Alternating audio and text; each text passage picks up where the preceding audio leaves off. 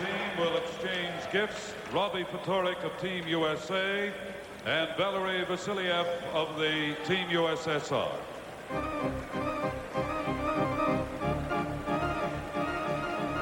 So the exchange of gifts have been completed. This is the Prism Canada Cup Network.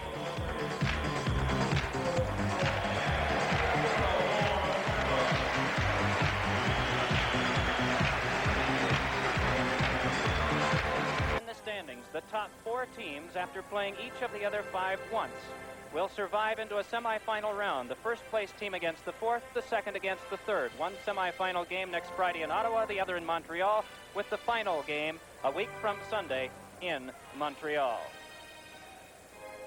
Now for the introduction of the starting lineups for this afternoon's game, the public address announcer, Gordy Ross. For Team USA, in goal, number 35, Tony Esposito.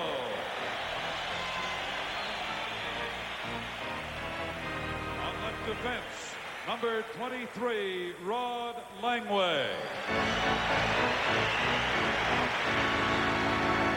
On right defense, number 6, Ken Morrow. On the left wing, number 9, Mark Johnson. On the right wing, number 27, Warren Miller. And at center ice, number 18, Mike Eves.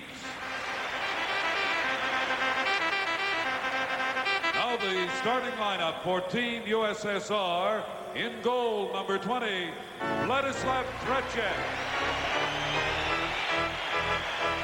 On left defense, number 2, Vyacheslav Fedosov. On right defense, number 7, Alexei Kasatonov.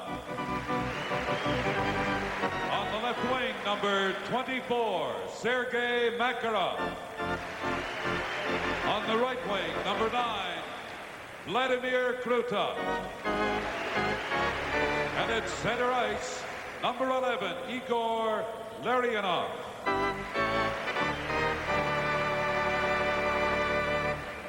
The officials for today's game: the referee, Vladimir Subert, the linesman, Ray Scapanello, and John D'Amico.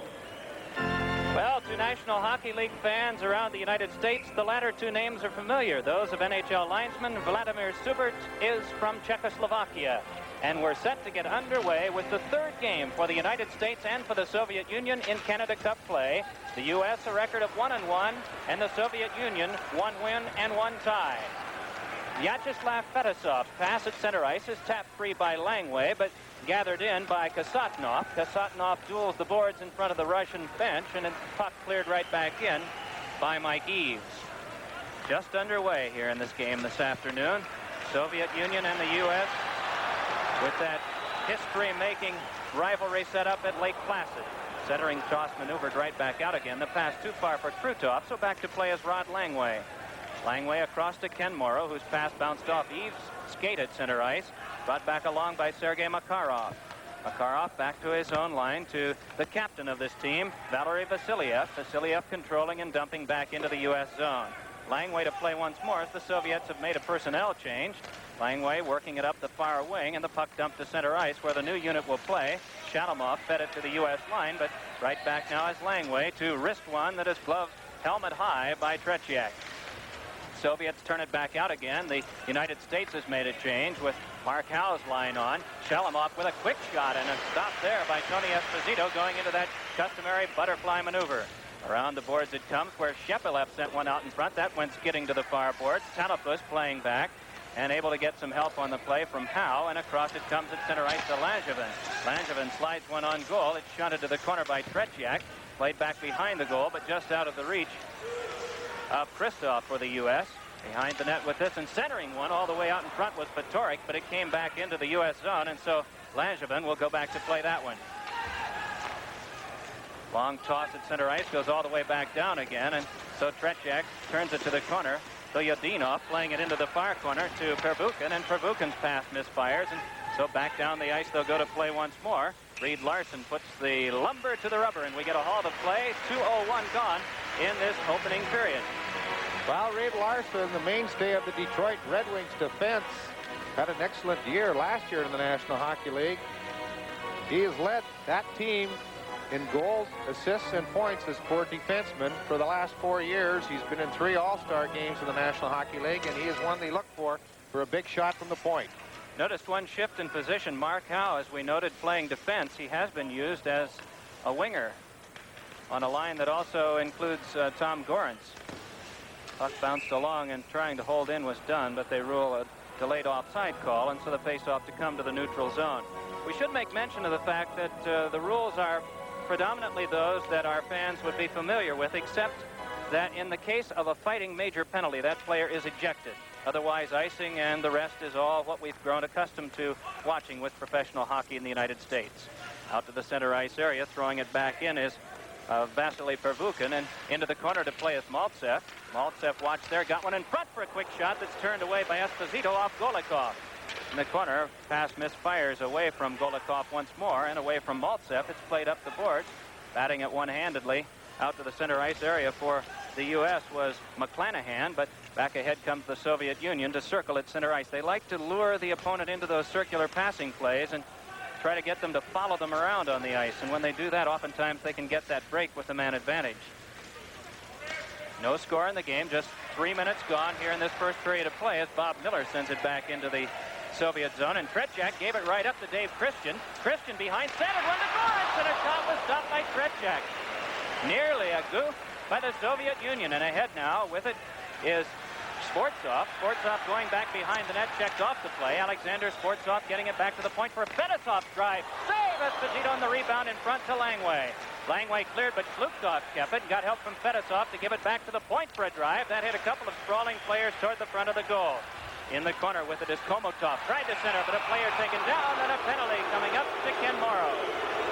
16:26 left in the first period. We have no score.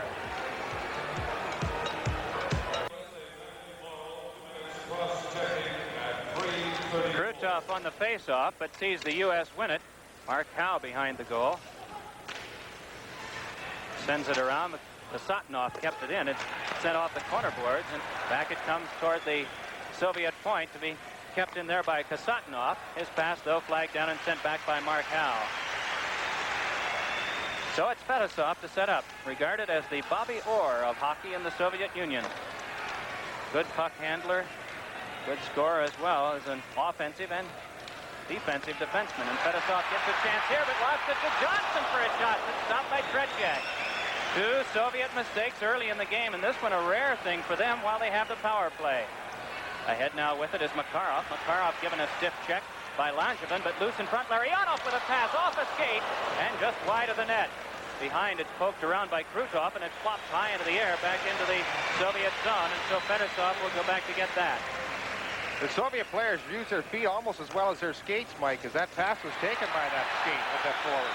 This time it's Fatorik with a chance, but plays it wisely back to center ice as there were Soviets all around, and now Langway's pass just misses Fatorik, and Fedosov goes back to play. Fedosov around to Vladimir Krutov for the Soviet Union with 42 seconds left on the power play. No score first period, just over 15 minutes to go. Into the zone, carrying it. A pass went off the skate of Kapustin to the corner. Sergei Kapustin playing it there. Got it to Makarov.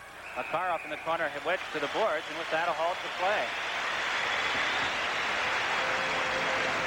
Makarov was the leading scorer in the Soviet Union this year, picking up 42 goals in just 45 games, and that's quite an impressive statistic, Mike. And so he'll be a big man on that power play if they could ever get it on track. They played earlier in the week against Czechoslovakia and had a lot of power play opportunities, but couldn't get unleashed. But they really broke loose in their second game, scoring on 4 of 5 opportunities.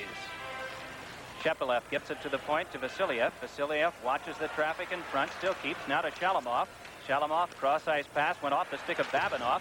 Poked back along by Warren Miller to center ice. Fatorik defended there by Vasiliev. Fatorik keeps trying, but Vasiliev controlling back in his own zone. Brings right across now to Shalamov, but his pass came right to Mark Howe, who heads it right back to Fatorik. Fatorik just dragging the puck to keep possession, then had it brushed off his stick by Shepelev, but right to Fatorik. Fatorik tried to get in front, but it was defended away by Shepelev as penalty time has expired. Two teams back at full strength. The U.S. looking much the sharper unit this afternoon. Langevin clearing, but not out off the near boards. Moving into play is Vasiliev. Around the corner to Shepelev, then in front to Shalamov. Shalamov with a forehand pass in front, and a backhander is stopped by Esposito.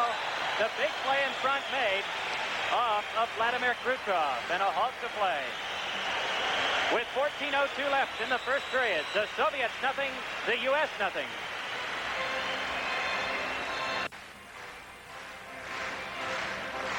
Esposito is carrying a 4.50 goals against average in the tournament so far, but he has been tested severely throughout most of the games. Maltsev and Broughton on this face-off test. Rod Langway prevailing.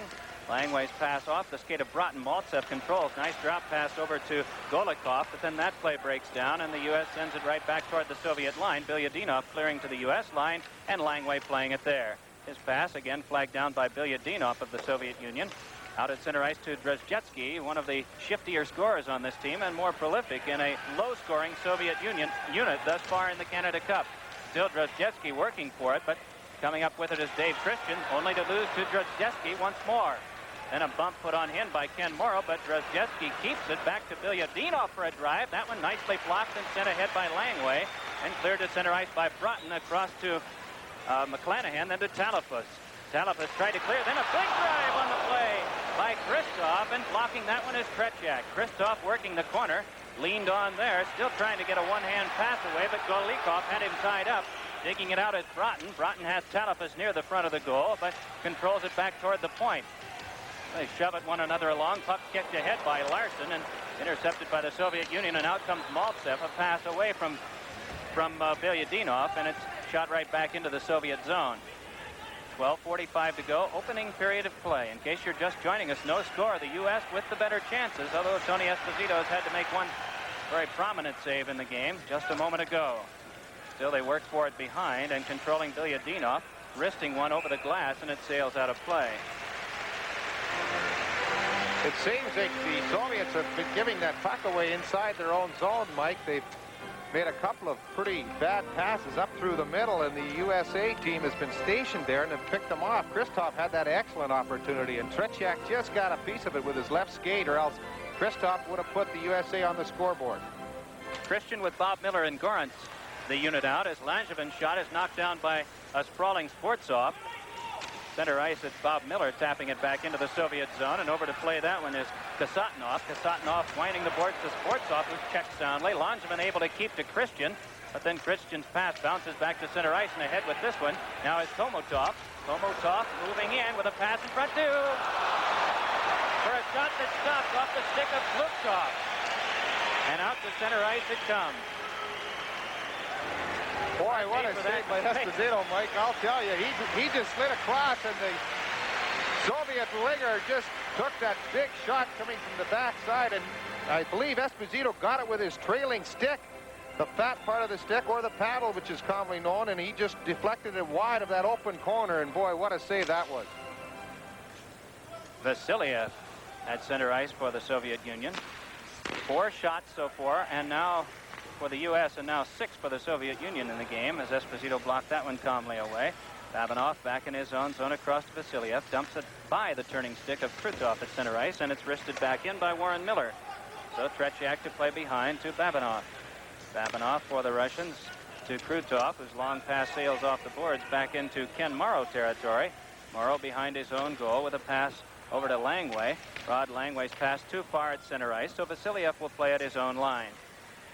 Vasiliev starting to move it back as Russians circle behind him. Puck dumped into the U.S. corner, and Langway will play there. Rod Langway given a bump, backhands it along the boards. Larionov trying to poke it back to the point, helping out Babinov. Babinov given a stiff check there, though. Still trying to keep it in. Babinov sailed one along the blue line, and it comes back to neutral ice, so the Soviets regroup. Krutov brings it right back for the Soviet Union, dropping it off now to Makarov. Makarov nicely by one, trying to turn the corner in front, then chased behind by Dunn. Centered one nonetheless, and Morrow got help from Esposito to make that play. Then Krutov tries to center, but that's hung up in a pair of U.S. skates and then cleared by the point men back down the ice. Tretiak to play it there. Vasiliev skating by. Vasiliev, the granddaddy of Soviet defensemen now, a part of the 72 Canada-Russia series team, and he's been a part of every important series for the Soviet Union since. Langevin with it in his own zone, having some trouble, however, and with it is Shalamov sending one in front, but Dunn able to cut it off, and right back out comes the U.S., and down the wing is Steve Kristoff. Dropping back to Broughton, then to Kristoff, holds the circle, bumped off the play, but still got a shot away that went wide. Langevin forehands one that's blocked in front. Vilyadinov trying to clear, and it's out to center ice, and the Russians hoping for a 2-on-1. Moving in as Kapustin has Shalamov in front, but will have to watch the traffic and give to Shepelev for a shot that's wide. Around the near boards, keeping that was Kristoff. Got a nice pass to Broughton, then across to Talafas, who drops it into the Soviet corner as play continues with 9:48 left in this opening period. We have no score in case you're just joining us. Tony Esposito sets up for Langevin, and Langevin around the defensive boards now. An outlet pass floated free off a stick, so here's a chance for McClanahan, who moves in. McClanahan, though, lost it. It's cleared by Maltsev, but another attempt by Langevin is deflected wide in front. Behind his own net, Robbie Fatorik trying to chop one in front. Loose puck there. Still they scramble for it, and it's flipped away. And the puck comes free to center ice to Maltsev. Maltsev moving on Langevin in the U.S. zone, but offside is called with 9:13 left in period one. There is no score.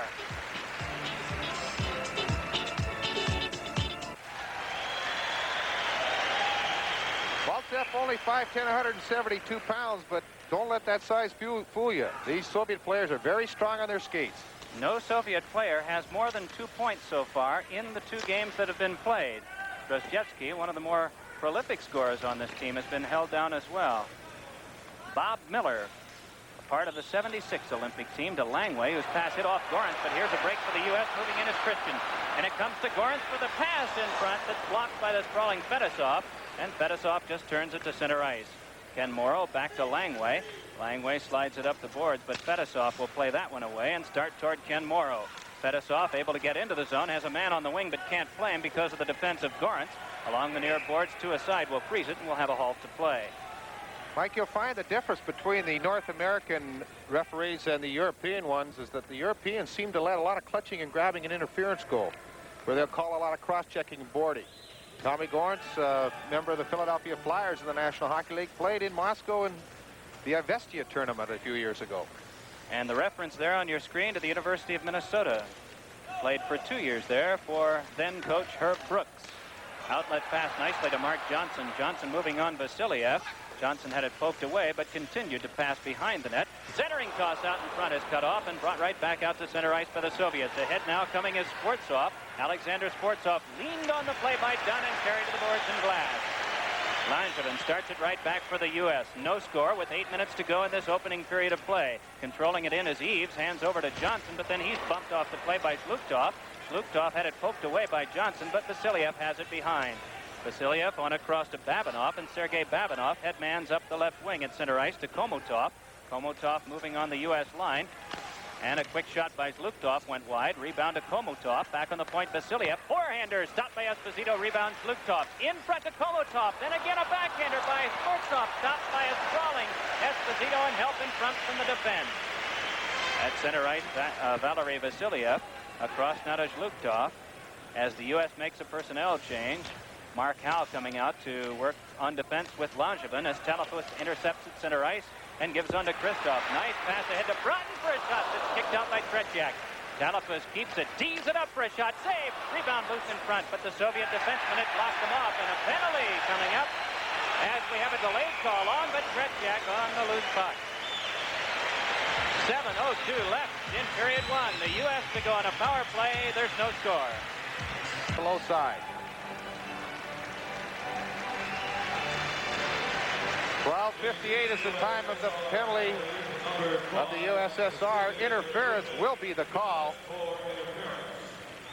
for Fukin. The man picking up the penalty for the Soviets, and the USA will have the first crack at the power play in this period. Broughton with Kristoff and Talafas. Talafas to work the front of the goal once they get it set up. Langevin 1 point. He lets a shot go that ricocheted off the corner boards and came to Langway. Then to Christoph. Christoph along the boards, double teamed by the Soviets, but still keeps the puck away from Broughton. This one corralled behind the net by Fedosov and sent to center ice. So a minute 40 left on the power play. In case you're just joining us, no score in the game. 6:40 remaining in the first period. That passed dangerously near Maltsev, rescued by Langway, and at center ice on comes the U.S. moving in Christoph, but they rule an offside going in. Very close. Referee or linesman John D'Amico had that line very well covered. Steve Christoph made an excellent defensive play earlier in the period when it appeared Esposito was down and out, and Russian player had a chance to take the shot. Christoph lifted his stick and took the puck away and carried the U.S. out of danger. But Christoph, a very prolific goal scorer for the Minnesota North Stars.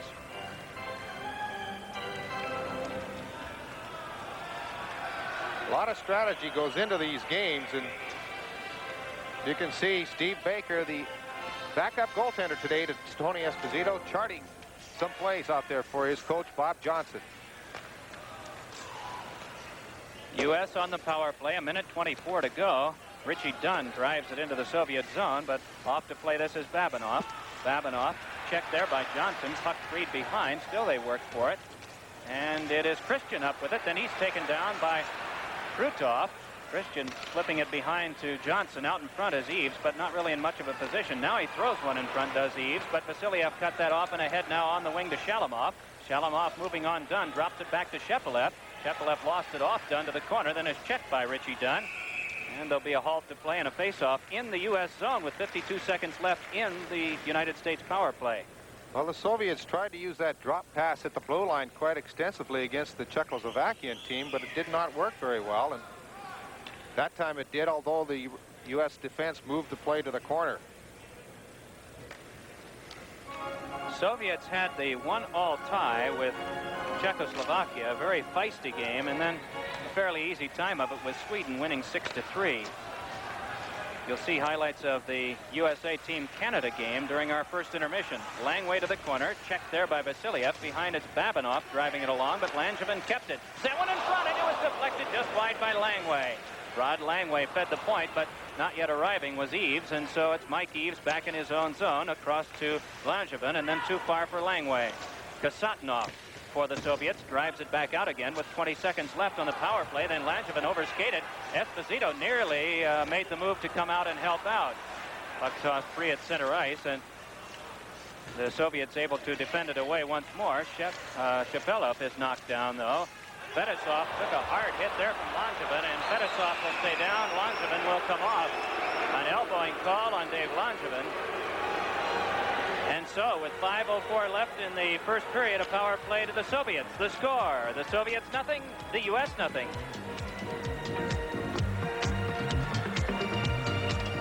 Well, Dave Langevin picks up the second penalty to the USA for elbowing at 14:56 when he really decked the Soviet player at the blue line. He got that elbow in very high on Fedosov, knocking him to the ice, and of course the Soviet player made sure that the referee caught the infraction because he stayed right on the ice before the play was called. Team USA penalty, Langevin, 2 minutes elbowing at 14:56. 14:56 again, the time of that elbowing called to Langevin. The Soviets are on their second power play of the period. But they'll have to regroup at center ice, and as they do, Bob, is now that they've started the power play, is it a characteristic of the Soviet power play to do a lot of work right near the front of the net and put a big man there, as North American teams tend to do, to block the goaltender? They try to isolate that shooter on one side, Mike, rather than trying jamming the net. Oh, we have Krutov passing in the corner to Makarov, who threw a quick one in front past Krutov. Fedosov, though, to Krutov in the corner. Tried to get it out in front to Larionov, but it came back near the point to Kasatnov. Now, Sergei Makarov with it. Back to Alexei Kasatnov. Then to the point. Fedosov, a shot deflected, score! Larionov with the deflection goal, and the Soviets have clicked on a power play to take a 1-0 lead. Fine passing on the part of the Soviets. The American team in the defensive box with a good shot from the point. And you move that man in front, and what you try to do as a defenseman is get a hold of that stick so that he cannot get that stick on the puck. But The defense at that side had the bad angle on the play, couldn't get in front of him without taking a probably interference call, but as he'd been able to get that stick up, he might not have been able to deflect it, but nonetheless, it was up over Tony Esposito's left shoulder. It's 1-0 Soviet Union. Bilyadinov with a pass that's sent further by Zhluktov, and it's Langway working back to Tom Gorentz, and Gorentz floats it back into the Soviet zone. To play that Bilyadinov, but he's out-dueled by Christian, whose centering pass was cut off. Zhluktov tried to get out, but good checking by Gorentz frees it for Christian. In front of Bob Miller, and he had a chance and then was knocked down. As that one glanced off him, he was sent to the ice, and very quickly, there'll be another U.S. power play. 3:57 left in the first. The Soviets won, the U.S. nothing. Hander turned away by Tretiak, and in the corner, two players lock up, a man aside. Still, they work for it. Back to the point. It's Dunn, but unable to hold in. Richie Dunn of the Buffalo Sabres gliding behind his own net. U.S. with the power play. They have 1 minute and 30 seconds to go on the man advantage. 3:25 left in this first period of play. Dunn skids one off the boards, connecting with Bob Miller. Miller defended away by Babinoff, but the loose puck to the corner, and up with it Mark Johnson. Johnson, the in-front cross-ice pass away from Talafas, but Talafas plays it on the bounce and is still able to keep.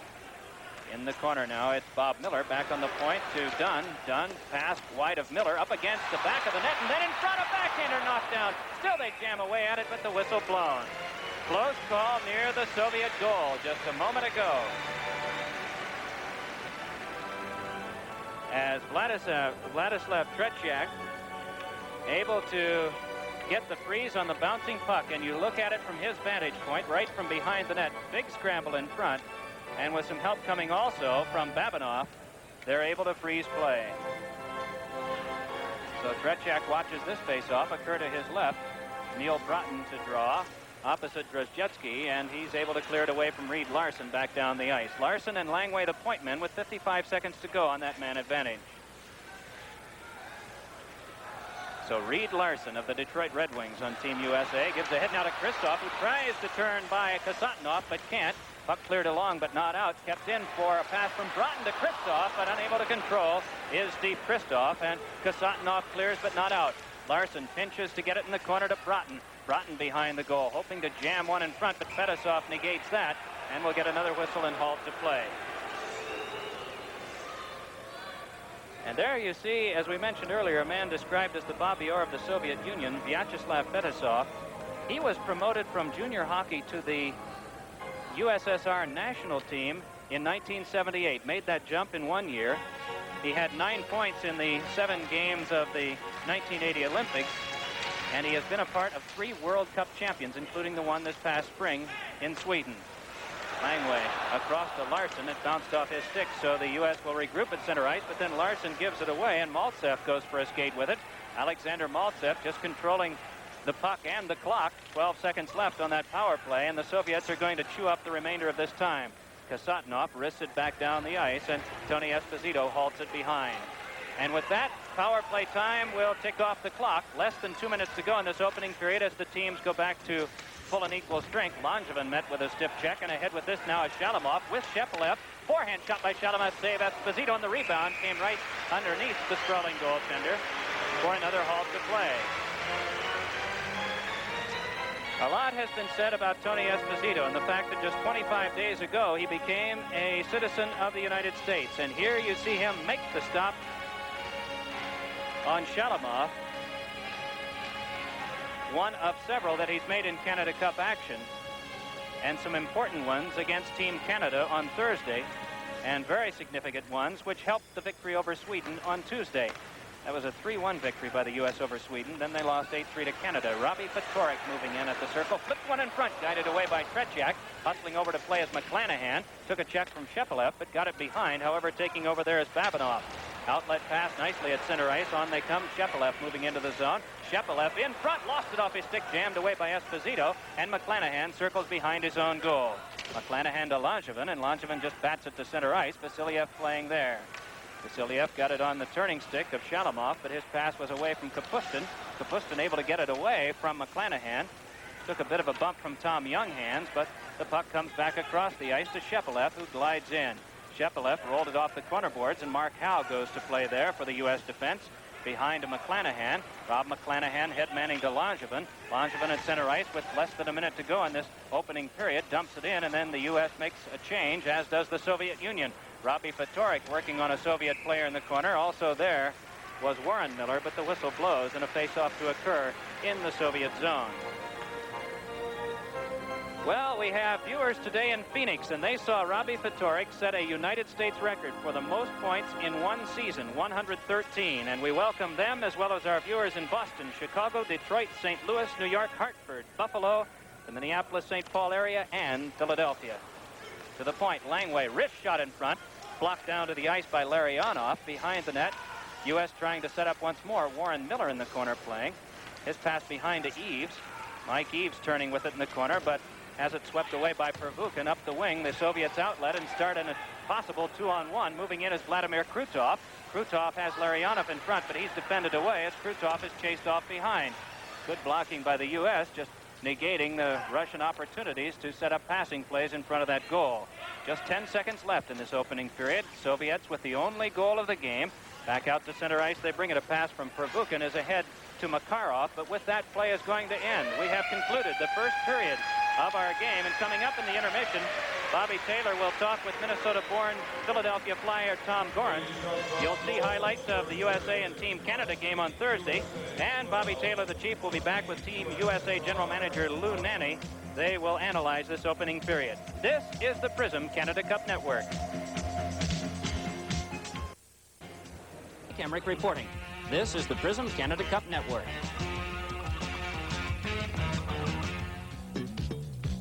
And you see this fella just slip by our defenseman. Now they always have somebody going for the net. He slides that puck across, and Tony had to move real quickly, and he stacked his pads right there. He made the save, but you get to really expect that from Tony. He's the finest goaltender who's ever played this game. They had another couple of chances in that period, and one thing, I guess, as a goaltender and as defenseman, you have to be very conscious of the rebounds. See what he did right there? He just tilted his stick so the puck went to the corner. He had no one in front to clear it away, and he very alertly just moved that puck off to the side out of danger. This is a fine passing play, and then the goal right there. It's just an old hockey school play. The guy comes out of the corner and deflects it in as a fellow shooting. That's where they scored. Here you'll see Trachek make a couple of fine saves. You notice Trachek keeps his feet at all times until he absolutely must go down. He's more of a stand-up goaltender, and he's big and imposing. And right there at the last second, he just went right down. So there's to Mike Emmerich. This is not the only Canada Cup game today. Having gotten underway in Winnipeg earlier this afternoon by 1 hour, Sweden playing Finland in a battle of teams that are really going for survival and an outside chance at making the 4-team cut, because Sweden and Finland were both winless in their first two outings. And at 8 o'clock Eastern Time, 7 o'clock Central tonight, Canada will be taking on Czechoslovakia, that also at Winnipeg. Let's take a look at the scoring in the first period. Shots on goal were even at 12, and Larionov deflecting home that power play goal at 15:34.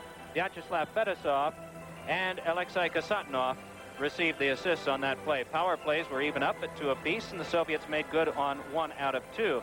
Coming into our game this afternoon, the Soviet power play had tallied 4 out of 10, so that makes them 5 for 12 thus far. The U.S. is 1 for 12. And in penalty killing, the Soviet Union flawless in 11 shorthand situations.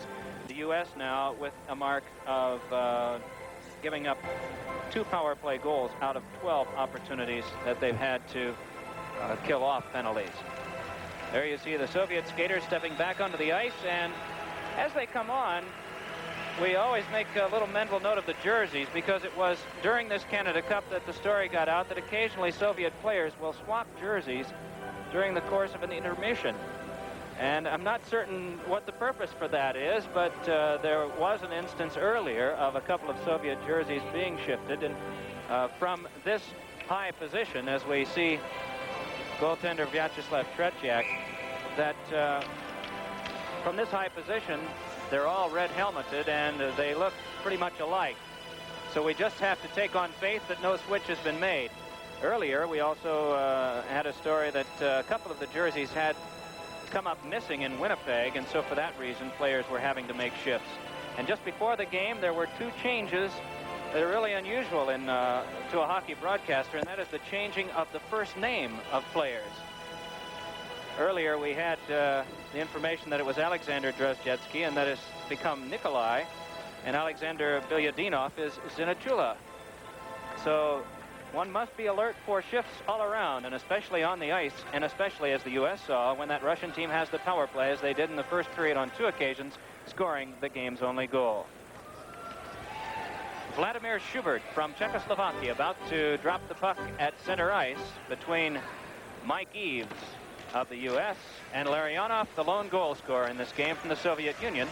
U.S. controlling, and at center ice, Warren Miller gets some help from Langway, who hammers one right on goal from center ice. Easy play there, and a centering pass out in front, just misfired.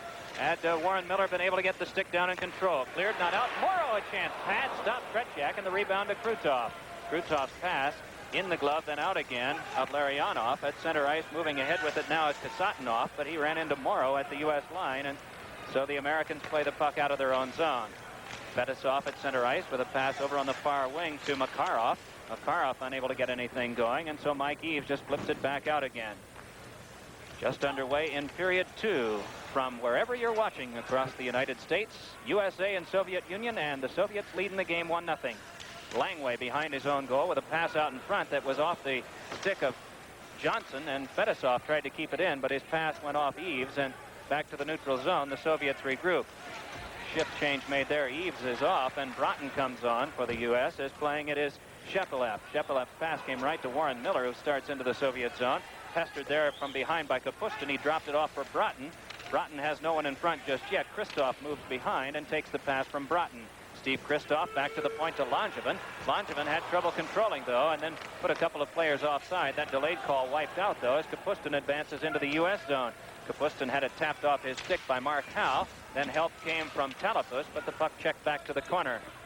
Langevin handling it there for Team USA. His pass misfires, and it comes out to Kapustin, who couldn't get a shot away because of the checking of Talapus.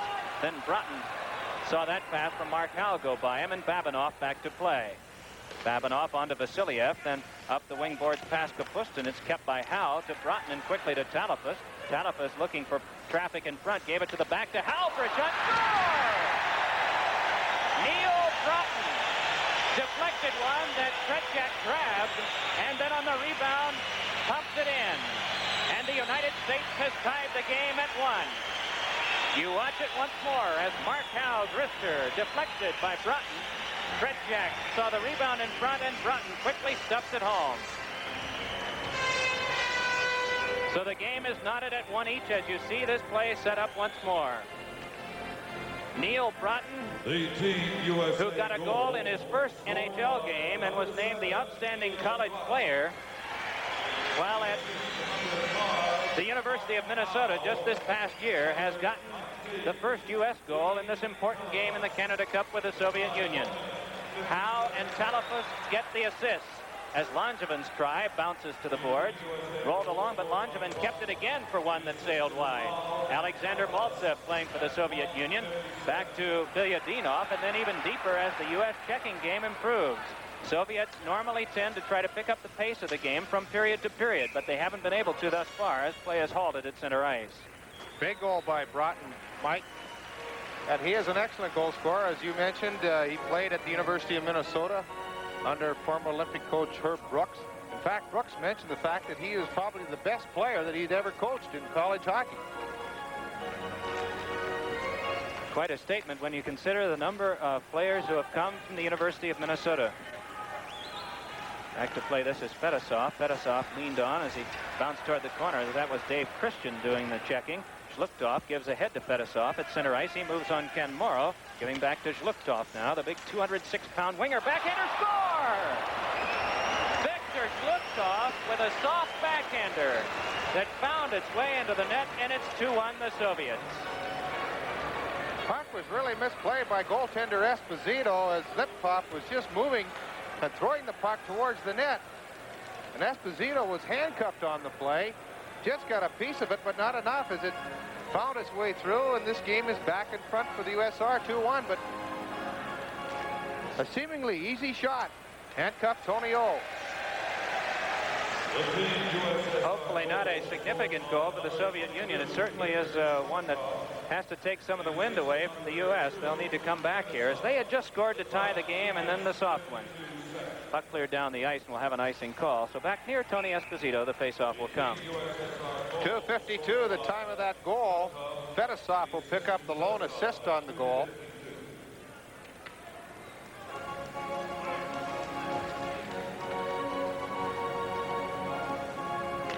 This is when those inspirational leaders have to pick things up at the bench to get a team back going again. Although from your conversation with Tom Gorence, Bob, I had very little indication that there was anything but high spirits among this U.S. team. Oh, definitely.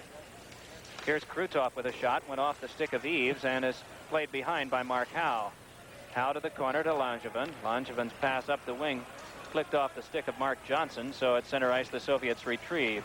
Krutov saw that pass go off his stick, so Mark Howe is back to play. Krutov the forechecker. Soviets leading in the game 2-1. Early part of the second period, 16.5 minutes to go. Puck thrown back to the Soviet line, and Sergei Babanov plays it there. Across now to Sergei Makarov. Soviets regrouping now deeper in their own zone as Krutov plays.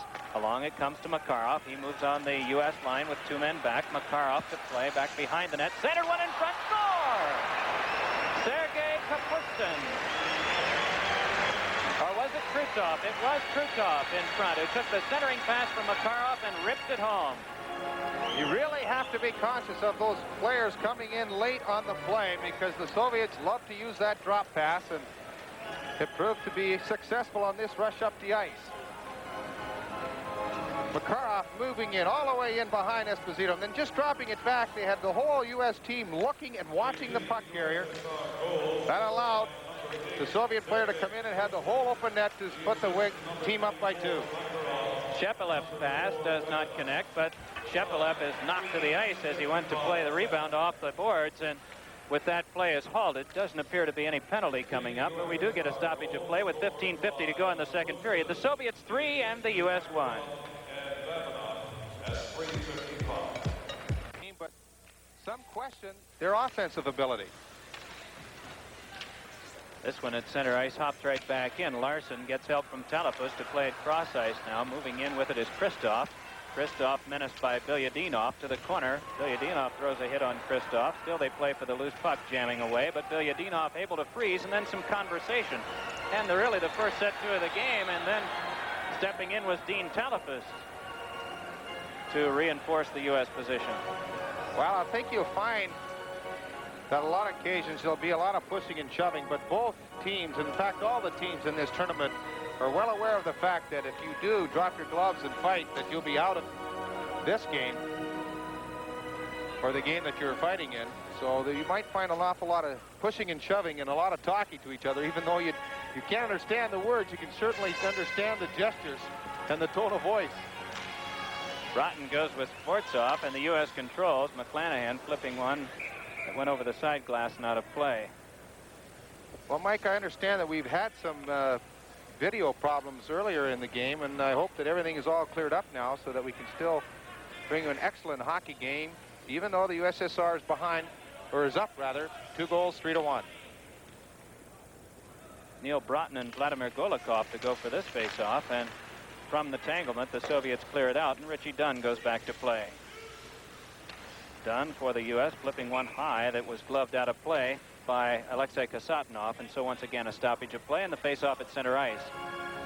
No idea of an attendance figure yet here today. We will have one before we leave the air. Normally that comes to us in the third period, but the previous high was 11,700 and change for Thursday night's game, the highlights of which you saw during the first intermission, USA and Canada. Neil Broughton, who has the USA's only goal with a pass that went by Christoph down the ice, and once again we're going to get an icing call and a stoppage of play. 15 shots for the Soviets and 16 for the U.S. thus far, but the Soviets lead 3-1. Well, Alexei Kasatnov is one of the younger players brought over by Coach Victor Tikhonov in this Canada Cup Series. Just 21 years of age. He plays with the Army Club in the Soviet Union. Pretty big kid, 6'1", 200 pounds. Vasiliev is the elder statesman at 32 years of age. Maltsev also 32. Makarov is 30. Play near the front of the net, but block there, and the puck shot back down, and hustling back is Kasatnov as he touches up. We have an icing call once more. You know, at one time, Bob, as we take a look at one of the coaches, John Cunningham, who has just signed on as the assistant coach to the Hartford Whalers in the National Hockey League. Head coach Bob Johnson, coaching the University of Wisconsin, the winningest coach in collegiate hockey. Impressive record of .332, 164, and 22. 3 NCAA championships. Get on to that other thought I had a moment ago once we get another stoppage of play concerning the age of Soviet players. But it's Ken Morrow behind his own net for the U.S. Double teamed there, but able to wind it away to Langway. Rod Langway with a pass at center ice to Fatorik. Fatorik able to headman it up the wing. Moving in is McClanahan, but he can't get a shot away as he's chased off by Vasiliev. Along the boards, Komotov able to work it out to Zluktov, but his pass came ahead now to Sportsov. Alexander Sportsov trying to turn it from behind, but Langway defended nicely there, and back comes the U.S. Rob McClanahan, a member of that 1980 Olympic team, giving on to Robbie Fatorik, but it's poked away from him calmly by Vasiliev at the Soviet line. This one bounces off Babinov to the neutral zone. U.S. still locking up at center ice, hoping to get possession back, but Sportsov able to get it to Zluktov. Tommy Gorentz knocked that away, but Sportsov recovers quickly and brings it back in. Wrist shot was wide of the net. Off the boards, Babinov pinching in to keep play in the U.S. defensive zone, but all the way the boards it rolls to Fatorik at center ice, lost to Zluktov. Then Fatorik able to get it right back again. Seems to be some action away from the puck that the fans are oohing and eyeing about as Fatorik was checked to the boards, the puck to Langway, then right back to Fatorik, who has Gorentz to the left of the goal. Robbie Fatorik in front, but that one kicked away by Vasily Pervukin, and Pervukin gives it to Krutov. Then on its center ice to Makarov. Has Zluktov on the wing. Zluktov tried to return pass, but it's off Langway, and Rod Langway just slides it along to Bob Miller, then back again to Langway. 13:05 left in the second period. In case you're just joining us, the score of the game 3-1, the Soviet Union leading. 1-1 after one, and the Soviets getting 2 here in the second. Vasiliev winds one around the boards, but it comes freely to center ice. Mark Howe playing there in some traffic in front of the U.S. bench. Flipped one in, but it's quickly brought out by Vasiliev. His pass back checked away by Bob Miller and dropped right back in the Soviet zone again. Vasily Pervukin to play it along the boards, past Vasiliev and also past Warren Miller of the U.S., so Langevin goes back to play. Dave Langevin's pass by Bob Miller, and so the Soviets bring it back. Makarov's pass came right to Bob Miller as he was busy avoiding a check. Mark Howe's pass too stiff for Langevin, and so the two teams just trading possession at center ice during a good deal of the last couple of minutes. Larionov thrust toward the net, was wiped out, and back comes Warren Miller. Miller's pass off the boards, poked free by Vilyadinov, but kept by Mark Johnson to Warren Miller. Warren Miller tried to get to the front of the net, but was defended there. Miller after it, but getting it as Vilyadinov will not clear it by Larson. Larson loads the gun, a shot knocked down. Rebound brought back up by Pervukin as he's hooked to the ice. With it is Johnson at the neutral zone for the USA. Johnson slugging it right back into the Soviet zone as play continues, moving it along as Pervukin. He's hit soundly there by Warren Miller, and the puck cleared back where Richie Dunn plays at the U.S. line. Dunn with a pass on the turning stick of Mike Eaves. Eaves with Talipus moving to the front of the goal. Plays that one off the boards, does Talipus. Talipus chased there with the high stick of Shepelev. Dropped it toward the corner, but it's poked away by Pervukin. Along the board still, they fight for it, and Johnson able to get it as far as the point. Then Dunn lost his balance, and ahead come the Soviets. Here's a 2-on-1 possibility. Moving in with it is Shalamov. Wrist shot just wide. And around it goes where Shepelev plays. Shepelev dropped it for Shalamov, but it was brought right back out to center ice by Johnson. Moving on in is Mark Johnson. Had it poked away from behind, but still able to control in the traffic. Then Shepelev kicked it free, but with it is Langevin. Langevin for the U.S. as he gets Talipus in front with a forehand stiff shot that rattled off the glass. Kapustin with a forehand pass at center ice. Across it comes to Shalamov with Shepelev the trailer. Shalamov at the circle in front, and Kapustin banned on it. Rebound played by the U.S., and they just slide it out to center ice and out of harm's way. Along with it is Fedosov. He's given a check by Rod Langway after having sustained one earlier, and here's a break for Talipus. Talipus goes in, and a shot blocked. Rebound. Christoph shot blocked. Loose in front. Fedosov clears to the corner. First Talipus and then Christoph, and it appeared they might have had the second. And then a forehand shot stopped by Esposito off Shalamov as play picks up. Out for the U.S. at center ice is Larson, but his pass misfires into the Soviet zone, and Fedosov goes back to play. Fedosov moving for the Soviet Union, which leads in the game 3-1. Ahead now to Golikov. Golikov trying to get by the defense, trying to get some help there from Larionov, but that didn't pan out, and the puck cleared by the U.S. all the way back down the ice. And after about 5 minutes of continuous action, we have a halt to play. 9:57 left in the second. Soviet 3, U.S. 1.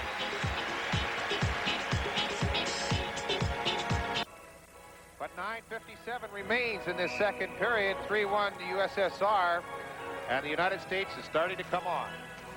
Zhlukov and Fatorik for the faceoff. Zhlukov, a rising shot, and that wound up right in the goaltender's pads. And Bob, that's probably why when they teach goaltending, they say keep those things together and hold that side off.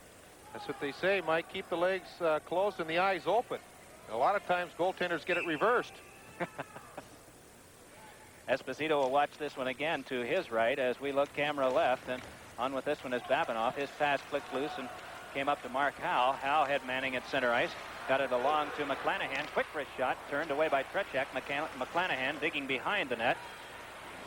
Tied up there by Babinoff, but he got a pass loose to Younghans in the corner. Younghans tried to center, but that one deflected away by Babinoff, and out come the Soviets. Luktov at center ice, across on the wing to Sportsov. Sportsov had it poked away, still not out of the U.S. defensive zone, and now poked free to center ice. Soviets regroup with Sergei Babinoff playing it at his own line. Pass deflected up the wing by Luktov, but sent ahead by Fatorik, and they rule an illegal pass on that play, and so that halts the action with 9:16 left in the second. Rob McClanahan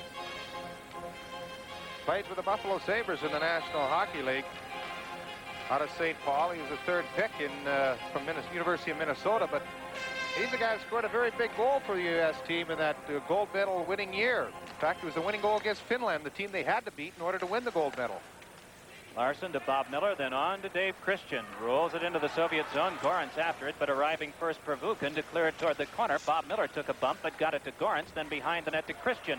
Christian, as Bob Miller is taken down in front of the goal, couldn't get the centering pass free, of course, because he was flat on the ice as a ripper goes wide from Richie Dunn. Krutov at center ice saw his pass bounce back in off Bob Miller. Then play goes toward the U.S. line. Richie Dunn to Christian on the wing to Bob Miller. Opposite wing to Gorentz. Gorentz trying to get through the traffic, but it's swept away by Bilyadinov. Bilyadinov able to work it along the boards, but Reed Larson again to hold it in. To Christian behind the goal. To Bob Miller, who centered one off the back of the net. Coming across is Larson in the slot. His pass was off Tom Gorentz, and Krutov will start it back out to Larionov. Then back again to Vladimir Kucherov. Left it behind for Sergei Makarov. Makarov had it poked away by Christian, and for the U.S., Bob Miller clears it high into the air. It pops back into the Soviet zone. In case you're just tuning in, 3-1 the score in favor of the Soviet Union with 8:10 left in period 2. The U.S. has outshot the Soviets 18-17, but here's a chance for Shepelev in front, and it went just wide. Around the boards, Warren Miller clears, but it's kept at the point by Kasatonov. Off the boards, Langway to play for the U.S. defense to Warren Miller again, and this time Miller succeeds in sending it to center ice. Back along come the Soviets again. Fedosov left it off to Shepelev, who had a very close call just now. Kapustin, a rising shot, blocked by Esposito, and we're going to get a whistle and a penalty call. 7:43 left in the second. The Soviets 3, the USA 1. So there you see the contrast in calls and the way the referees from each continent see it. For a while, the U.S. seemed to be coming on, Bob, and then the Soviets just got a couple of good chances, and they have the man advantage now. Robbie Fatorik trying to consume some of that time, then took a hard lick from Fedosov, and Fatorik has something to say about that. And the referee, Vladimir Subert, is motioning one player off the ice. A slashing call has been assessed to Fedosov. Fedosov, as Robbie Fatorik was actually trying to get away from Fedosov as he was trying to rag the puck at center ice, but the Czechoslovakian referee was there to pick up a slashing infraction. He'll have the penalty come at 12:27. Fedosov, 2 minutes for slashing. 12:27. Christian and Gorentz for the shorthanded USA team up front as Mark now tries to penetrate the defense. Tretiak shuttles it to the corner. Banked off for Vasiliev, who's locked up with Christian behind. Then Gorentz comes over to help out. Tom Gorentz wheels out near the blue line, still controlling and looking for a pass to Langevin. Then a return to Gorentz. Then to the left of the goal to Christian. Back for the point, but by Langevin and back down the ice. So Esposito sets it up for New York Islanders defenseman Dave Langevin. Along it comes to Christian. Headman's at center ice.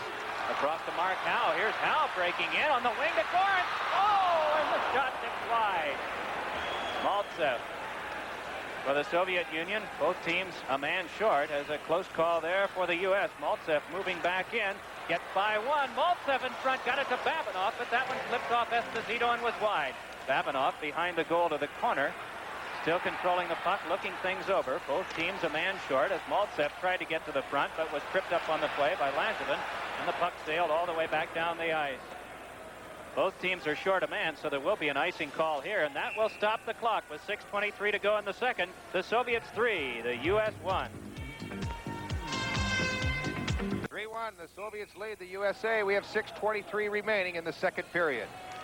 Krutov and Mike Eaves for the faceoff, picked up by Larson. Larson hammers one around the boards. Mark Johnson checked off the puck. So at center ice, the Soviets regroup again. Vasily Prevukin back to Krutov. Soviets don't mind going deep to circle, hoping to lure players into following them. That seemed to be what happened on the second Soviet goal, the first one of this period. They lead in this game 3-1. Moving in now is Krutov. Krutov leaned on by Dunn. Puck out in front, but Makarov unable to get much on that one, and so the U.S. brings it back. At center ice, Richie Dunn at the Soviet line. Dunn looks to the front where Johnson is, sent one on goal that was casually blocked away by Tretiak. Larson tried to shoot one in front, but Krutov was checking tightly there. Vladimir Krutov for the Soviet Union passed it behind Makarov. U.S. with a power play that has just 3 seconds left now, as turning with it is Richie Dunn. Now that penalty time has expired. The team's back at full strength. In the corner, it's Talafas. Talafas trying to turn away from the defender Makarov. Talafas still controlling behind the goal, has a man out in front. It's Neil Broughton, but Talafas checked off, so Broughton helps out, but then lost, and it's cleared out by Fedosov back into the USA zone. Dunn racing back for this, and we'll have an icing call. 5:12 left in the second period. The Soviets 3, the United States 1.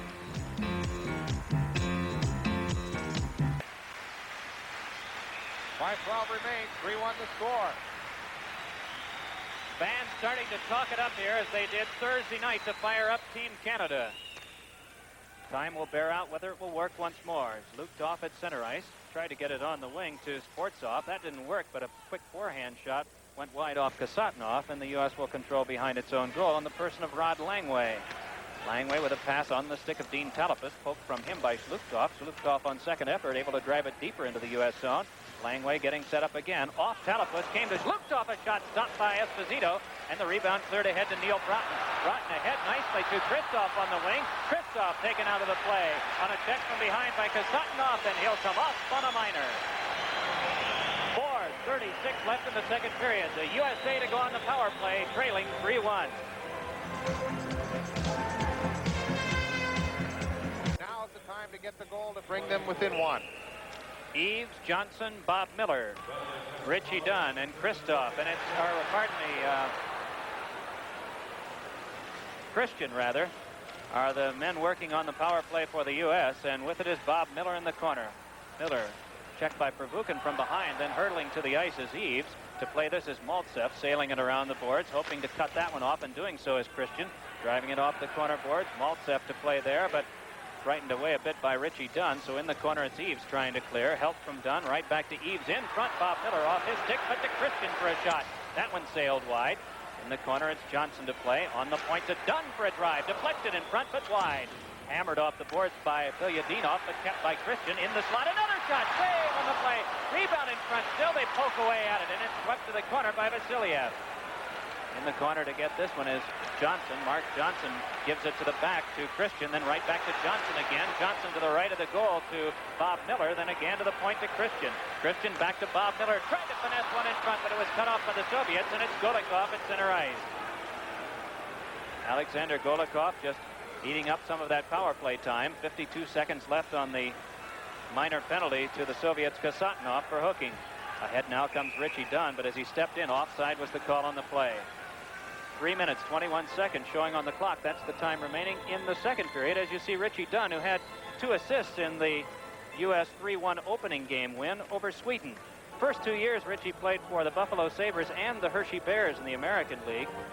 Missed only 1 game in the last 2 seasons, and showed against Team Canada that he had a good hard shot nearly fooling Mike Liut from out near the blue line, just bringing the puck in. It wasn't a screen shot at all, but a very good hard one by the Boston, Massachusetts product. Reed Larson giving on to Langway, then into the zone. They wing it once more. Power play still on for the U.S. 35 seconds left in the man advantage, but the Soviets clear. Soviets leading in this game 3-1. As we mentioned, they tied the Czechoslovakians 1-1 in the opening game and were forced by their coach to watch that game 3 times the following day. So they do take losses seriously, as they did at Lake Placid. In the corner with this is Talafas. Talafas out in front. And that one trickled through the crease wide. Neil Broughton with it there, and saw it stripped of him by Shepelev and sent back down the ice. So Esposito sets it up for Rod Langway. Penalty time just about to expire, and it is off the clock now. The two teams at equal strength, and a U.S. power play opportunity goes asunder as playing it at center ice is Shalamov. Shalamov flipping it ahead to Shepelev. Shepelev cruising toward the circle, watched there by Langevin. Bumped on the play, still the puck loose behind. Shepelev flipped one in front. Highwin unable to hold that with Shalamov. Neil Broughton's pass, though, flagged down on the play by Komotov. Komotov heads behind the net and to the corner. Komotov looks, tries to finesse his way, and does from Rod Langway. Still some nice skating, but then Langway plays the body and takes him out. So it's Neil Broughton back for the United States with just over 2 minutes left in this middle period. Vasiliev tossed away by Larson, but then the two of them check along the board. So Fedosov gets it for the Soviet Union. On to Zhlukov, then back to Fedosov once more. Fedosov for the Soviets at center ice to Zhlukov, who brings it in with Komotov. Fedosov with a shot. That one cracked off the boards loudly, and ahead at center ice with this one now is Larson. Reed Larson picking his way through the Soviet traffic, let a shot go, and that one trickled wide, and so to play that one is Kasatonov. Rolled it along the boards. Robbie Fatorik kept for a moment, then it was knocked from him at center ice to Komotov.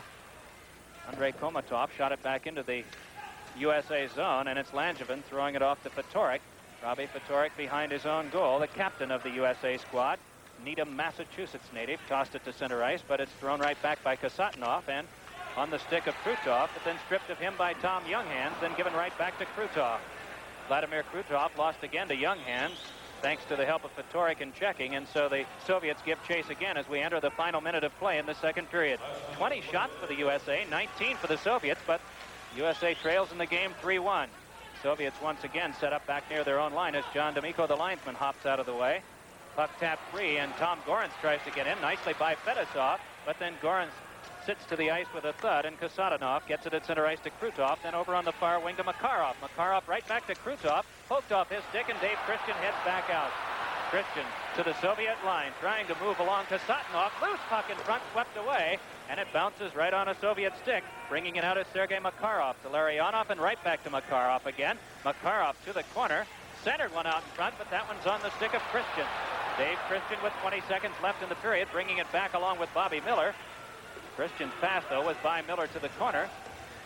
Miller checked off, and the puck taken by Bilyadinov, and ahead now it's Krutov at center ice to Makarov, then back to Krutov as the final seconds wind off the clock, and we're going to end this second period of play with a chance toward the net that's negated by a poke check, and the score will be at the end of 2 periods, the USSR 3, the USA 1.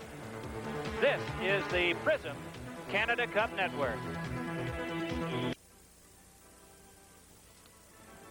3-1 the score after 2 periods of play. USSR leading the United States. And with me is Neil Broughton.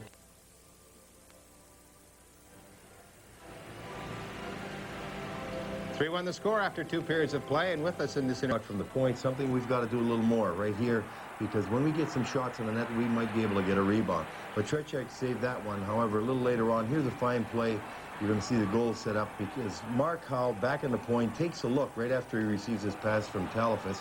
He sees Broughton in front, and he passes it to him. Broughton deflected the first one, got his own rebound to score, and that was our first goal. It looked like we were really coming, but then this one is the third Russian goal, and actually the second Russian goal when Tony just missed it a little bit. He was maybe looking back towards the pass a bit, but it just sort of was like a knuckleball, went in, put them ahead. Here's a real fine play, but if you notice our people coming back, they have their backs to Krutov, number 9.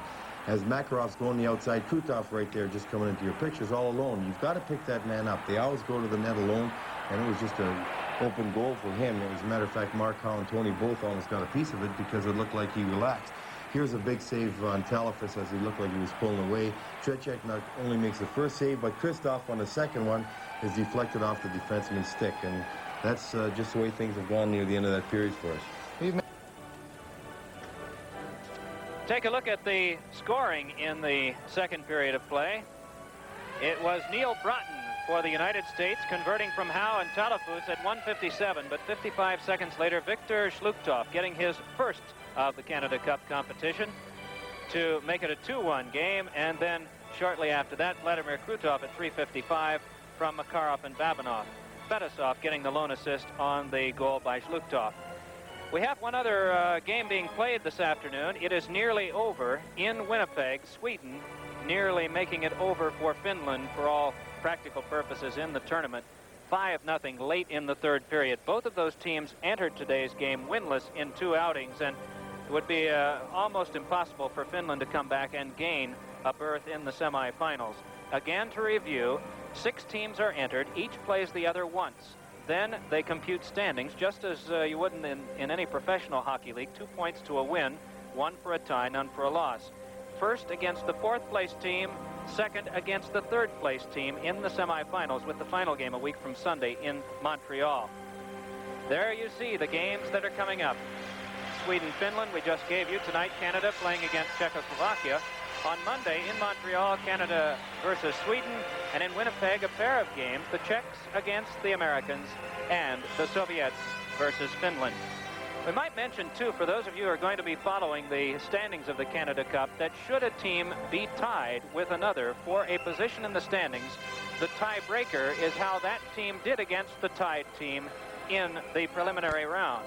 If there was a tie, as in the case of the Soviets and Czechoslovakia, then they go to a formula of plus-minus, with the team having the largest positive difference between goals scored and goals yielded, or if both happen to be in the negative column, the one having the smallest negative number between goals for and goals yielded. Leading scorers in Canada Cup competition, there's no surprise, all Canadians. Wayne Gretzky with 4 and 3 for 7. Gilbert Perreault, his line mate, 2 and 5 for 7. And then Trottier and Bossy, part of the New York Islander line that Scotty Bowman has, with Clark Gillies. Guy Lafleur, the other member of the Gretzky-Perreault line, also among the top scorers in Canada Cup competition. Leading goaltender is Carol Lang of Czechoslovakia, who, going into the 3rd day of play, had the lowest goals against average of 1.0. Mike Liut of Team Canada with a 1.50. We mentioned that the United States will be playing in Winnipeg on Monday against Czechoslovakia. Then it will wrap up the preliminary round of Canada Cup competition on Wednesday, playing in Montreal against Finland. Vladimir Schubert, the referee, is just about set to drop the puck to start the 3rd period. Only 1 goal scored in the first, that by Larionov. And then second period goals to Neil Broughton of the U.S., followed up by Victor Schluchthoff and Vladimir Krutov of the Soviet Union. And that's where we stand, 3-1, as we are underway in the 3rd period. And Rod Langway quickly across to Morrow, but his pass chipped away by Larionov at center ice, and Fedosov tried to connect with Makarov, but back into the U.S. zone it goes. With it is Langway behind his own goal for the United States. Pass over to Eaves at center ice. Mike Eaves rolling it off the boards, hoping to link up there. It came right out in front, but was tapped away harmlessly to the corner by Kasatonov. Still, they're unable to get out, though. Then Johnson bumped, and the puck squirts free to center ice. Makarov going for it there with Langway, and emerging with it Kasatonov. Kasatonov for the Soviet Union, for Makarov, but it's by both him and Christoph deep into the U.S. zone. Rod Langway playing there. Pass one by Warren Miller that's to the point to Fedosov. Fedosov pass in front to Shepelev, but that one didn't work out, and Christoph gives out at center ice just by Eaves. Fedosov starts it right back the other way, giving it across to Drozdetsky. Drozdetsky with a shot that went off Langway to the corner, and along the board still they work for it. A tie-up right near the referee Schubert, and emerging with it is Christoph. Christoph for the USA squad, shooting it into the zone, but quickly cleared out to Drozdetsky. Drozdetsky moving on the defense, across now to Shalamov. Shalamov in the slaughter shot, and that one bounced wide off Esposito. In the corner, it's Langevin. Langevin for Team USA. Pestered there by Drozdetsky. Gives it back behind his own net to Mark Howe, who staggers for a moment, then hands back by Langevin, and it's taken by Drozdetsky, and a lot of traffic near the blue line. Team's a bit sluggish at the outset here of this 3rd period, as Langevin steps into Drzezinski and sends him flying. Loose puck to the corner. Mark Howe going in along with Shalamov. Puck poked free to Drzezinski. Lost off his stick, though, and Mark Howe starts out with it. Here's Howe at center ice with wingers on either side, but it goes off the left wing Broughton and back into Soviet territory for Vasiliev to play, but he gave it right away. Centering pass out in front. Pops free deep in the slot, and coming up with it, Komotov. Komotov moving up the left wing, watched by Langevin. Langevin tying up with him and to help out Talafas, but it's poked away back behind the net now by Sportsov. Alexander Sportsov got it all the way back to the point to Babinov. Screen set up in front and a drive. Save Esposito. And starting back with it is Christoph. Christoph head manning to Broughton, then a shift change coming up for the U.S. as that play malfunctions at the Soviet line. Vasiliev tosses it over to Komotov. Komotov at center ice along to Sportsov. Sportsov by one, but watched by Richie Dunn. Dropping it off now to Komotov. Komotov got behind the net, had it checked off his stick by Esposito, the goaltender. Dunn goes for it along with Zlukov, but the U.S. able to control in some traffic and bunt it out to center ice.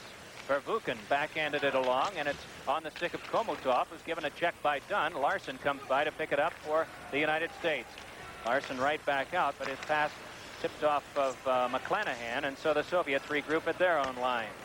On the turning stick, this one comes of Drzezinski, who stepped into by Larson, and the puck poked away by Patorik, but with it is Vilyadinov back in his own zone to Pervukin, then right back out again.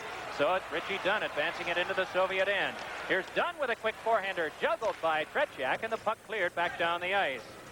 So Richie Dunn with a good rising shot, but that one halted and icing called. 16:42 left in period 3. The Soviets 3, the USA 1. I would think the USA would have to start taking longer shots, Mike. They can't seem to work in very close to the goaltender. Penetration nearly impossible as Bob Miller leans with Pervukin behind the net, and the Soviets emerge with it. At center ice, Vilyadinov handing off to Golikov. Golikov carrying to the corner. Centering pass in front, and Boltsov sent it just wide. Morrow pass on to Tom Gorentz. Gorentz at center ice flipped one that was off Vilyadinov. He and Bob Miller jostle a bit for it. In the neutral zone, Drzezinski across to Maltsev. Maltsev just circling at center ice, picks up his wingers along the way, and back they go deeper. The puck eventually to Golikov. Vladimir Golikov checked at center ice by Christian. Loose puck. Bob Miller goes for it, but Vilyadinov cleared it away. Then Langway shot it back into the Soviet zone. No icing here as Pervukin taps off to Vilyadinov. Vilyadinov, watched by Bob Miller, poked it away from him, and ahead it came to Golikov. Then over on the far wing to Krutov. Dropped past to Maltsev. Tried to get it in front, but it was broken up by the USA defense. And back comes Dave Christian. Christian, along with Bob Miller, pestered from behind by Krutov. Gave it to Miller for a shot that's stopped by Tretiak. Puck loose behind the net, but controlled by Kasatnov. And Kasatnov just slides it ahead to Krutov at center ice. 15.5 minutes left in this third period. Soviets ahead by 2, 3-1. Behind his own net is Warren Miller. Miller passes over to Langevin, and Big Dave Langevin wheels it to center ice, but passed it by Johnson. Down the ice to the corner it goes. Johnson ties up with Fedosov, and around the boards Langevin, unable to make a play, falls, and out with it is Makarov. Makarov moving in on Warren Miller. Makarov to the slot, checked by Miller. Pass broken up by Howe. Mark Johnson bumped off by Makarov, but the loose one at center ice, and here's a break for Warren Miller. Miller tried to get the shot away, but was defended nicely there by Larionov. Behind the net, still they go for it, and up with it is Fedosov. Fedosov's pass ahead to Makarov at center ice, then cross ice over to Larionov. Larionov trying to get by the defense, but Richie Dunn brushed that one away. To the corner to play that one, Warren Miller behind to Richie Dunn. Then over on the near side, it's outletted by Mark Johnson, but picking it up Makarov. Soviets leading by 2, just over 14.5 minutes to go, third period, as here's a chance for Christoph as he moves in, but has the puck hung up in a broken stick, and so a turnover to the Soviets. Ahead now, Drzezinski. Drzezinski started in, but offside was called on the play. Close checking. Once the team gets inside the other's blue line, they seem to be going end to end, and a lot of play at center ice. Bob Johnson, of course, very concerned with that 2-goal deficit. He's the coach of the USA team, but his philosophy rather is real strong defensive hockey and winning by 1-2 goals. But right now he's going to have to open up a little bit as he's down by 2. Johnson said before the outset of the Canada Cup competition, if it's a 7-2 game, chances are we have not won it. Tight one, like a 3-2, we should win them. feels that defensive style, as Bob mentioned, is the key. Around the boards, trying to clear out with Drozhetsky. Ran into some U.S. traffic there. Talafas trying to center, locked up with Babinoff. Still, they go for the puck in the corner. It's kicked free along to Neil Broughton. Broughton back in the corner as a centering pass they try to get a centering pass out, I should say, and that one malfunctioned. So once again, the U.S. playing in the Soviet zone, trying to get it set up. Not too much penetration as Christoph has it behind his own goal. Christoph circling, gets help from Langevin there. Langevin behind the net now to Broughton. Broughton with the only U.S. goal so far. Had it knocked off his stick by Shepelev, but Broughton got it back again behind the goal.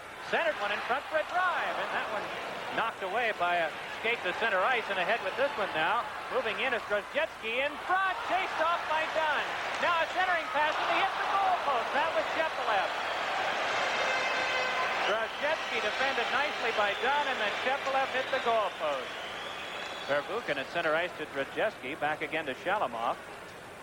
Shepelev has come to the bench in favor of Zluktov, and that passed well by Zluktov and back down the ice. Langway goes to play this and will have an icing call.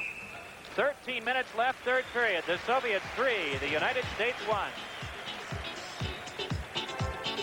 Just after that, they had a good chance that they hit the goal post, and then Esposito blocked the centering pass, and that's such a key for a goaltender to block those pass-outs from the corner behind the net. Bilyadinov over to Komotov, but U.S. forechecking tenacious, and the puck comes towards Batorik, but away from him by Bilyadinov, and an attempt again for Komotov, whose pass was ahead to Zluktov at center ice. Zluktov moving in, watched by Langway. Zluktov a shot high on Esposito, and he clumps the glove down to freeze play. Let's take time out for station identification on the Prism Canada Cup Network.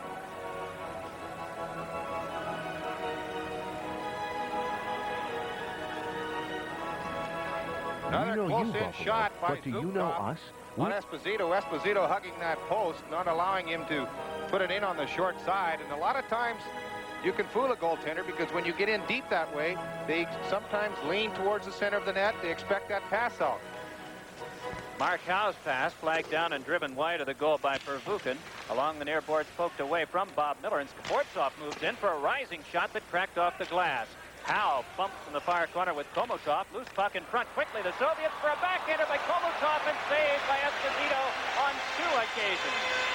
The initial shot and the rebound. Antonio came up big on those, preserving the current Soviet lead of 3-1 rather than seeing it enlarged. Puck turned in from center ice, but the Soviets move back out again. Bob Miller steps into Skvortsov and helping out with a little body Langevin. Loose puck to Mark Howe, cleared it off the back of his own goal. Up the wing for Tom Gorentz, who was defended. Then Howe steps into a man. Here's a chance for the Soviets again. A forehander score by Vladimir Golikov, who cruised deep in the slot. Again, it was that drop pass. You really have to watch that man coming late with the Soviets, as you had 3 U.S. players all around the puck. The other 2 were in front of the net. That left both pointmen wide open. And Golikov just ripped that shot high up over the shoulder of Tony Esposito, and the USSR has a 4-1 lead. Alexander Golikov, or pardon me, Vladimir Golikov. Puck turned back toward the Canada line. Fedosov with help from Maltsev, and quickly they pass that puck back and forth. Drozhetsky and Maltsev playing catch. Drozhetsky a rising shot that goes hurtling into the seats. Well, thus far, 25 Soviet shots, 4 have entered the net, 21 for the USA, and only 1 has gone in. And as Bob mentioned earlier, it's just a matter of getting penetration around that Soviet goal. Tretiak was probably the most vulnerable in the first 2 or 3 minutes of the game, when there were some costly Soviet turnovers, including one by Tretiak himself. Esposito giving to Larson. Along now to Warren Miller, who just shoved it to center ice. Kasatnov put it back in again, delayed offside, wiped out as the Soviets bring it back once more. Richie Dunn flips it to the neutral zone. Mark Johnson sent it ahead, but too far for Eves. Eves chasing back with Fedosov. Fedosov around his own defensive right wing boards to Skvortsov. Then some help coming from Kasatnov at center ice to Drozhetsky. Right back to Fedosov. Then moving in with this one is Golikov. Golikov tried to drop one back, but Richie Dunn interceded. And along the boards to Warren Miller. Miller's backhand pass stopped at center ice by Kasatnov.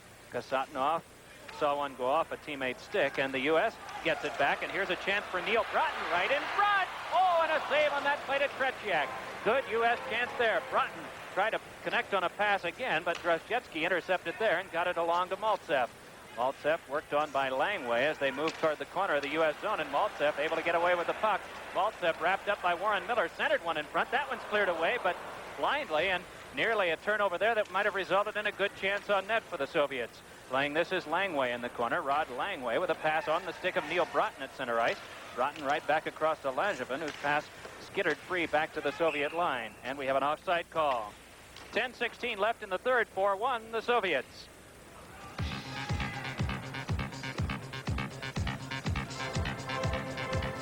Larionov to draw for this one. Larionov, the owner of the first goal of the game.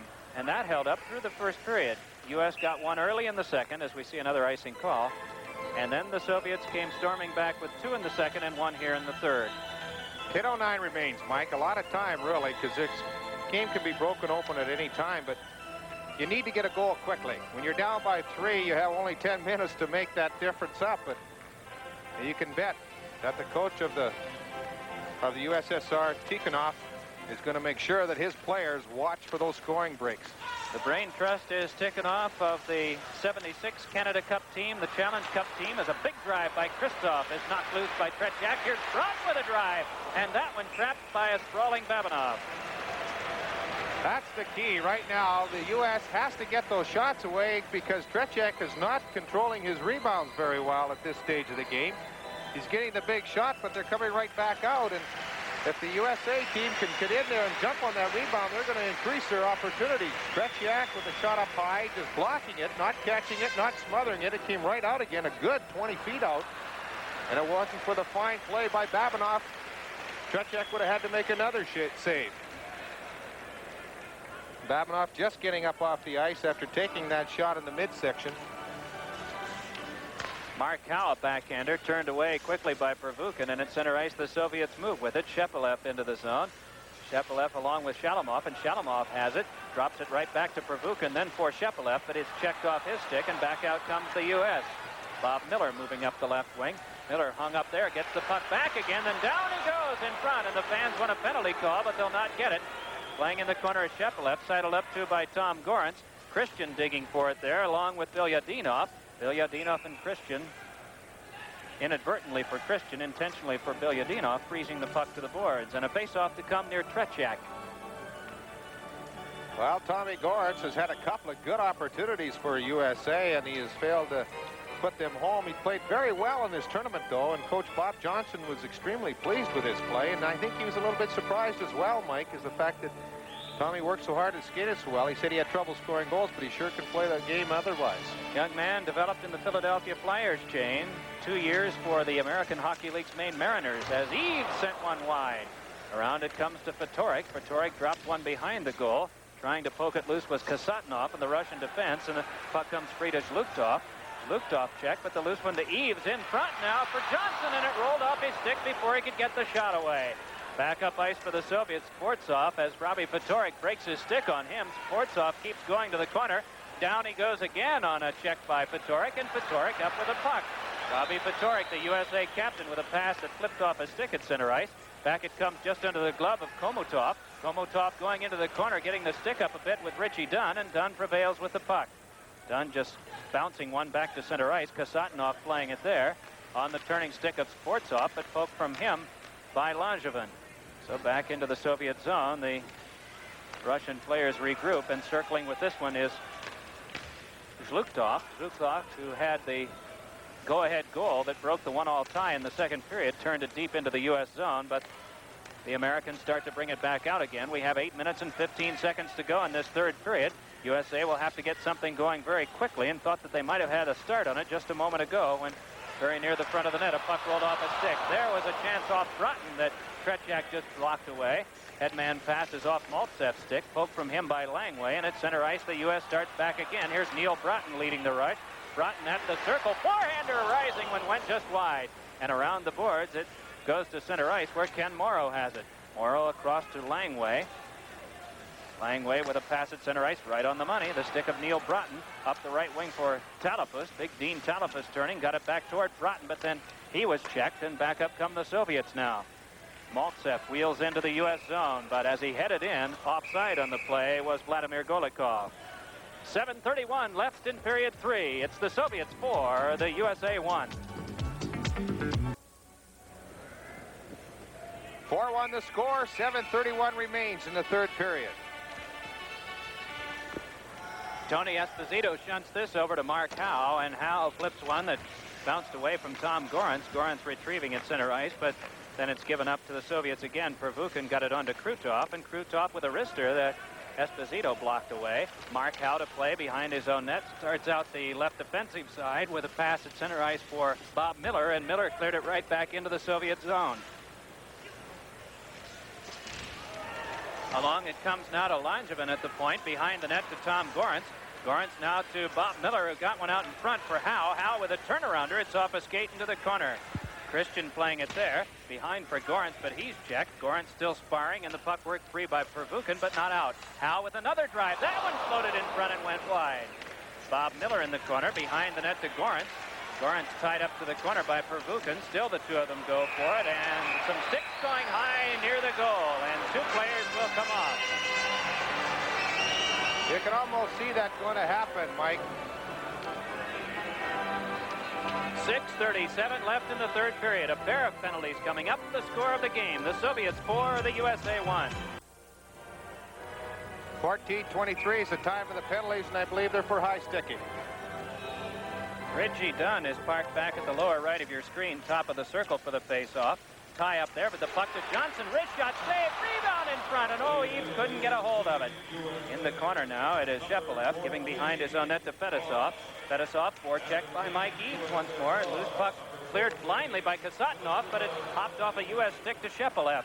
Cross it comes to Shalamov. Shalamov with Shepelev breaking, has it poke-checked away.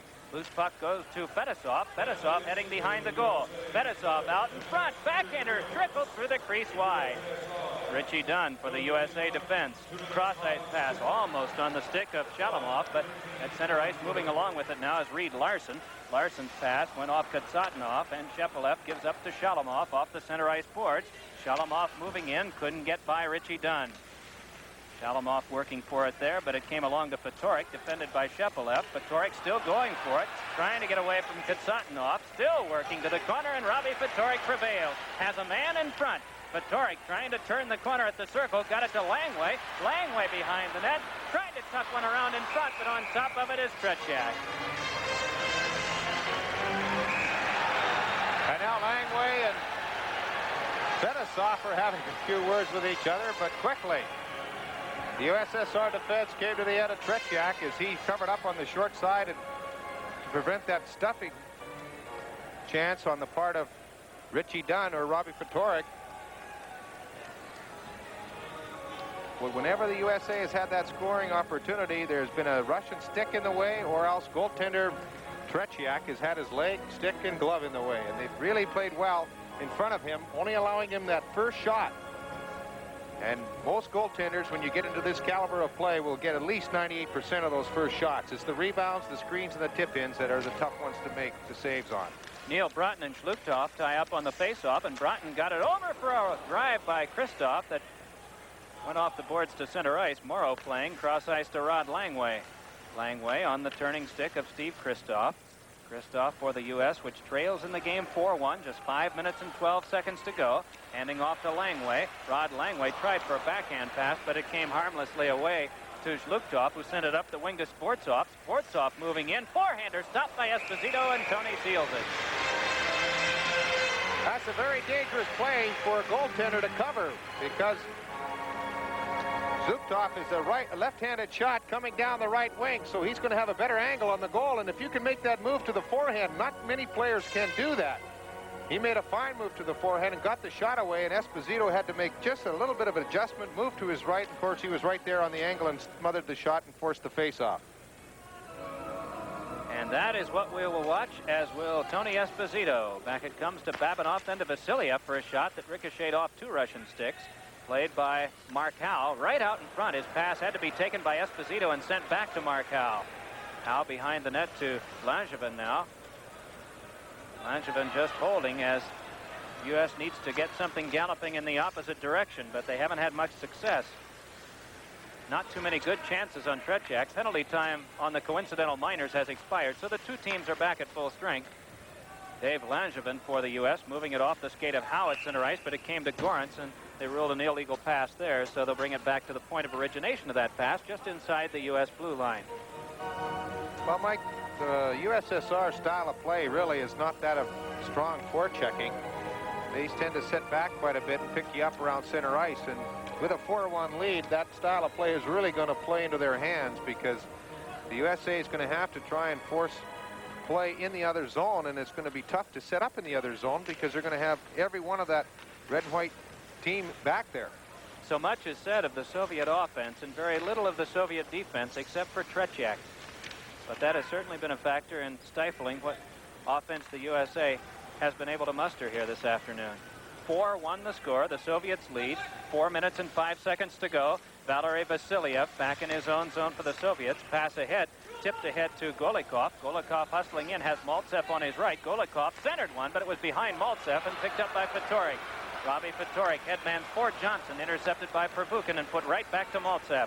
Maltsev hustling in, drive off Richie Dunn's stick and out of play. 3:45 left in the third. The Soviets lead it 4-1.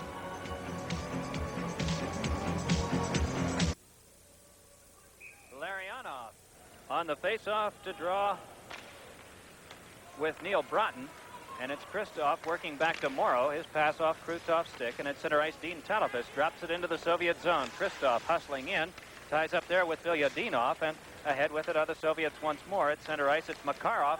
Pass off Krutov's stick. Krutov and Tony Esposito go after it, and they're hung up with each other. Also there is Morrow as the puck squirts to the corner. Krutov got a stick on it once more, and then he and Langway got the sticks up as the U.S. brings it back out to center ice. Neil Broughton tied up from behind by Larionov, and that forced a man offside as Broughton was held up just outside the blue line. So with 3:13 left in the third period and the score 4-1 in favor of the Soviets, faceoff will be back in the neutral zone. 29 shots so far on the game for the Soviets and 25 for Team USA. We mentioned at the top of the show that 7 members of that 1980 Olympic team are in the lineup today. 1 was scratched. That was Bill Baker. Broughton, Morrow, Christian Johnson, McClanahan, and Kristov are the other 6. From the faceoff, this comes to Langevin, then over to Mark Howe. Nicely by 1. Here's Howe at the circle. Centered one in front, but it bounced off a stick and couldn't be handled by Bobby Miller. Soviets try to clear once more, but Gorance moves in and is able to keep play deeper in that Soviet zone for a moment. They clear it back into the U.S. end. Mark Howe skating it down there. Howe with a pass that is slowed by Miller for Gorance to carry in. Gorance's pass ahead of Christian goes to the corner. Christian going in along with Kasatonov. The two of them lock up, and Bob Miller slings one in front. That hops toward Gorance. Gorance skating freely with it over to Howe. Then off the boards by Christian. It goes toward Bob Miller, but is guided away by Kasatonov. Pinching in is Langevin. Got it behind the net for Bob Miller, who's sealed up for a moment by Kasatonov. So Christian's there to help out. Got it to Gorance. Tom Gorance heads back behind the net. Tried to turn the corner one-handedly. Was shoved off by Fedosov. Gorance will try it again. Around in front. Down he goes. And Fedosov plays for the Soviets. Just shoves it right back to center ice. And with 2 minutes and 13 seconds left in this game, Soviets leading in the contest 4-1 and certainly dominating when it comes to the offensive opportunities. The Americans got some early in the first period. A couple of good ones around the net, but you can really count on about 2 hands of the American shots, 25 in the game, the number of really good scoring opportunities they have had. Sportsov head manning now to Komotov, but that play broke down, and so back to center ice comes the puck, and once more they started in. Vasilyev giving over to Sportsov. Sportsov toward the corner, shoved off by Richie Dunn, and the loose puck picked up by Eves. Eves starting it back for the USA, gives to Johnson, then cross ice over to Reed Larson. Larson stepping into the Soviet zone, unleashes one that's blocked by Babinov. Larson and Babinov go back behind the net, and playing this is Shluktov. Shluktov with a give and go will bring it out to center ice himself. Shluktov on the wing now to Sportsov. Alexander Sportsov to Shluktov for a shot deflected in front, and Esposito stopped it, scrambled there, and Esposito able to grab it before the Soviet player in front, Shluktov, could pump it home. Watch this play once more. Shluktov set it up, flipped one that was appeared to be off a U.S. stick, then loose in front, and Esposito went for it. Meanwhile, Richie Dunn was doing a good job of tying up a man who was much heavier. He's looped off at 209 and Richie Dunn at 192. But Dunn using the upper body strength to halt that Soviet offensive, with Esposito covering the puck. Now in the final minute of play, Langway's pass too far at center ice, jammed loose and brought back in. Here's Drozhetsky trying to get a chance with help from Golikov, but that pass by him over the center ice, into center ice area and back across the blue line for an offside. And here you see Dean Talafus, who had back in his college days, playing for Bob Johnson, the title-winning goal in '73 for Wisconsin's taking the NCAA championship. Missed some of last season for the New York Rangers because of a neck nerve pinch. Cost him about 30 games. Maltsev in the slot for a shot by Golikov that's stopped by Esposito. Golikov to the right of the goal. Give and go. Back to Golikov for a shot, but Esposito stopped cold. As we mentioned, the USA chances have not really been that significant at the Soviet end, and Esposito has faced some good Soviet scoring opportunities, and this one coming from the talented stick of Vladimir Golikov. He halted that one. Golikov, the second best scorer in the recent World Tournament in Sweden that was won with no defeats by the Soviet Union.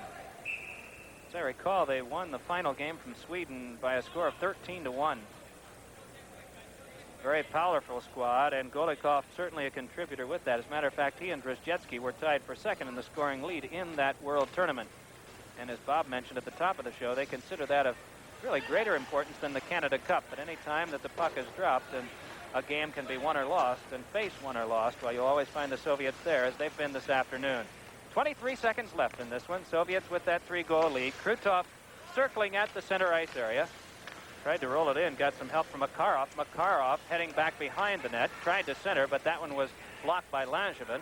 Langevin rolling it along the boards for Bob Miller. Miller for the U.S. behind his own goal as the final handful of seconds go off the scoreboard clock. And this one registered as a Soviet victory. The final score reads the Soviet Union 4 and the United States 1. This is the Prism Canada Cup Network.